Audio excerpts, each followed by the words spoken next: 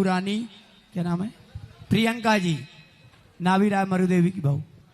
परम पूज्य गुरुदेव के चरणों में बारंबार नमोस्तु नमोस्तु नमोस्तु, छुल्लक त्रय के चरणों में इच्छामी।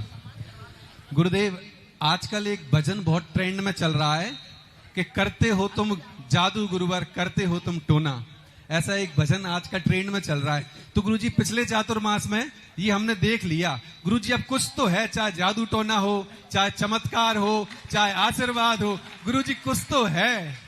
अब क्या है वो आप हमें बताएं। और गुरुजी जिज्ञासा मेरी ये है कि किसी भी अनुष्ठान के अंत में जो महायज्ञ किया जाता है गुरुजी, उसमें एक पुण्यायवाचन धारा की जाती है।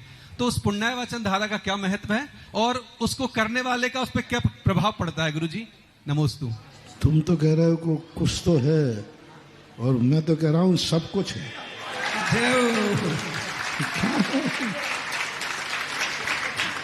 रत्न त्रय जहां है वहां सब कुछ होता है। धर्म जहां है वहां कुछ नहीं, सब कुछ होता है। मैं कभी धर्म में कोई भी चीज होता हूँ कुछ नहीं मानता हूँ। मैं तो ये मानता हूँ जहां धर्म है वहां सब कुछ ही है, ऐसा मानना चाहिए। पुण्यवाचन जो धारा होती है, यज्ञ नायक का एक अपने आप में महत्व है। ये सौधर्मंद आदि जितने हैं ये तो आमंत्रित होते हैं। यज्ञ नायक वो है जिसके ना जो यज्ञ को करने वाला होता है। वस्तुतः पूछा जाए तो आज अपन सामूहिक पंचकल्याणक करने लगे।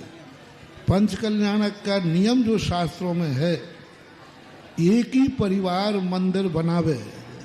ओम शांति।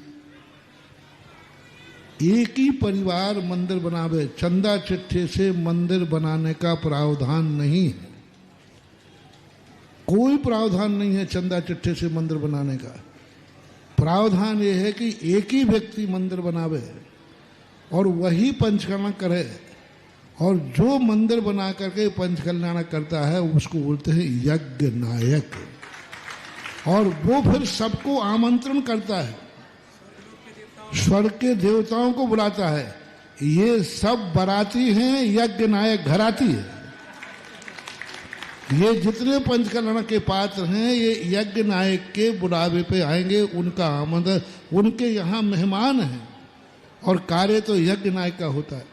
और फिर वो यज्ञ नायक जो विधान करता है, इसलिए प्रतिदिन जो हवन का मुखिया होता है वह यज्ञ नायक ही करता है। और जब पूरा कार्यक्रम संपन्न होता है तो बुंदेलखंड की जो सबसे बड़ी परंपरा है कि यज्ञ नायक को ही सिंगई की उपाधि मिलती है। भली उसकी राशि अन्य पात्रों की ज्यादा भी हो, लेकिन सिंगई पद की उपाधि का अधिकारी कौन है?